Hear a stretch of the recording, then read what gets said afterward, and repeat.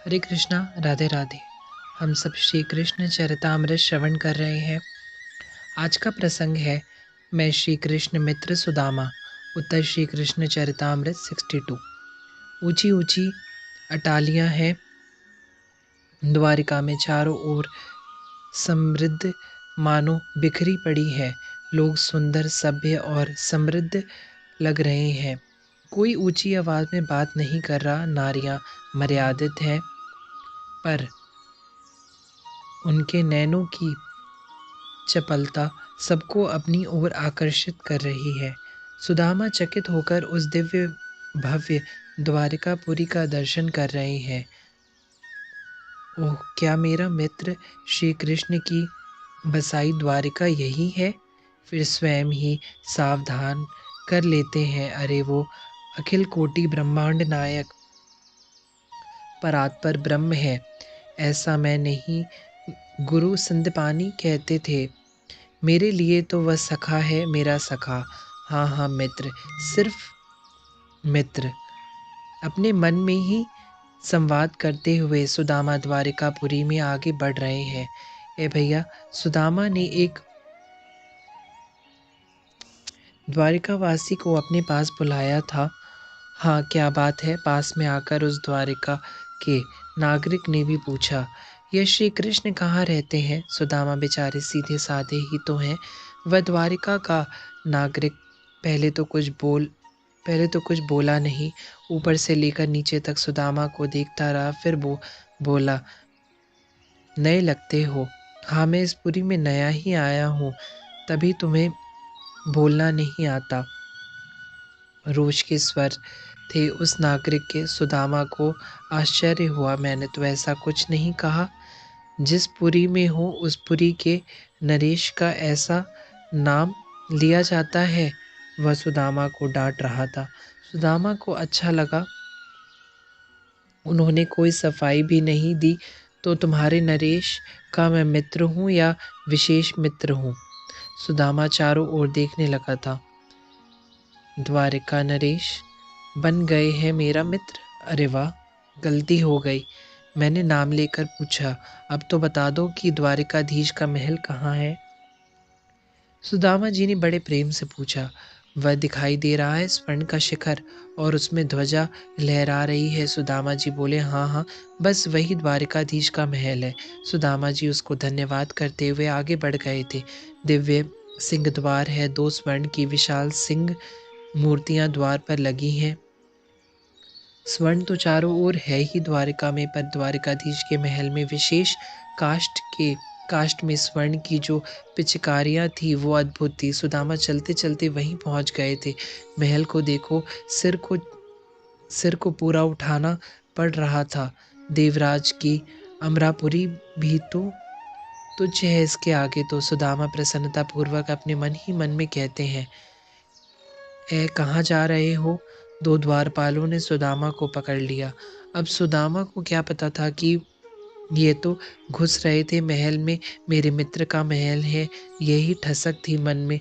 सुनो सुनो, मिलना है द्वारिकाधीश से। सुदामा ने द्वारपालों को समझाना चाहा। सुदामा की बात सुनकर हंसे द्वारपाल। बड़े बड़े राजाओं को भी द्वारिकाधीश से मिलने के लिए पूर्व से समय लेना पड़ता है, और तुम ये कहते हो? सुदामा के तन से लिपटी इकलौती धोती को द्वारपाल देख रहे थे। सुदामा समझ गए, वह मुझे मिलना है। उसको जाकर कह दो सुदामा आया है। सुदामा को अब कुछ रोष आ रहा था कि हम उतनी दूर से आए हैं और यहाँ के लोग मुझे मेरे मित्र से मिलने भी नहीं दे रहे। देखो पंडित जी, तुम्हें भूख लग रही होगी। हाँ, तुम्हारे इस देह को देखकर लग भी रहा है। तुमने खाया भी नहीं होगा कई दिनों से।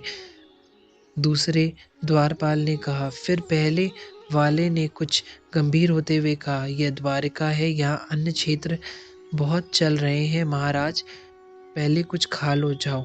द्वारपाल स्पष्ट बोलकर फिर अपने सावधान की मुद्रा में ही खड़े हो गए थे। सुनो भैया, एक बार बोल दो ना, सुदामा आया है, बस उसके कान में मेरा नाम सुना दो। फिर वो मिलना चाहे मिल लेगा, नहीं तो कोई बात नहीं, मैं लौट जाऊँगा। सुदामा इतना इतना बोलकर फिर वहीं सीढ़ी पर बैठ गए थे। दुर्बल शरीर और थकान भी तो हो रही थी। महाराज, कौन है आप? किस देश के नरेश हैं? द्वारपाल व्यंग कर रहे हैं, पर सुदामा क्या जाने व्यंग को। अरे, मैं ही तो सुदामा हूँ, द्वारपाल को हंसकर कह रहे थे। सुदामा से द्वारकाधीश क्यों मिले? कोई विशेषता सुदामा की? द्वारपालों को अब झुंझलाहट हो रही थी। इधर आओ। सुदामा बैठे बैठे ही द्वारपालों को अपने पास बुलाने लगे थे। कान लगाओ मेरे पास। सुदामा के पास द्वारपालों ने जब अपने कान लगाए तो धीरे धीरे से सुदामा बोले, द्वारिकाधीश मेरे मित्र हैं। यह सुनते ही द्वारपाल हंसने लगे। पंडित जी, अब तो पेट की गर्मी सिर में चढ़ रही है। नेत्रों से अश्रु झरने लगे सुदामा जी के। मैं कभी झूठ नहीं बोला, मेरी बात का विश्वास करो भैया। मुझे क्षुधा की व्याप नहीं रही, बस श्री कृष्ण के दर्शन हो जाए। यह कहते हुए सुदामा जी की वाणी अवरुद्ध हो गई थी। सुनो भैया, कहीं ये सच ही हमारे द्वारकाधीश के मित्र तो नहीं है? द्वारपाल आपस में बातें करने लगे थे। नहीं, वस्त्र देखे हैं इसके? पहले द्वारपाल ने कहा। पर हमारे द्वारकाधीश का प्रेम ऐसे ही लोगों पर बरसता है। दूसरा द्वारपाल बोल उठा, दीनबंधु दीनानाथ यही नाम है हमारे द्वारकाधीश के। अगर ये द्वारकाधीश का मित्र निकल गया तो हाँ, तो क्या कहते हो, सूचना दे दें? पहले द्वारपाल ने अपनी सहयोगी से कहा। पर अभी तो द्वारकाधीश भोजन कर रहे होंगे, मध्याह्न का समय हो रहा है। दूसरे द्वारपाल ने समय देखकर बताया, ए भैया,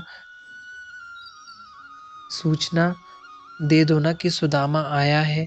मिलना हो तो मिल लेगा, और अगर नहीं मिलना हो तो लौट जाऊंगा मैं अपने गांव। क्यों रहूं फिर मैं इस कंचन की नगरी में? साक्ष्य भाव अपने मूर्त रूप में अब प्रकट हो रहा था। सुदामा सखा है, वह कोई दास या सेवक तो है नहीं। सख्य सख्य की अपनी जो ठसक है वह प्रकट होने को ही थी कि अच्छा महाराज, आप रुको, हम जाते हैं अपने द्वारकाधीश को आपकी बात बताते हैं। द्वारपालों ने उन्हें बैठे रहने के लिए कहा और स्वयं गए भीतर महल में। हाँ, मैं एक बार फिर पूछा था, क्या नाम बताया? सुदामा अंकित करते हुए बोले, सुदामा।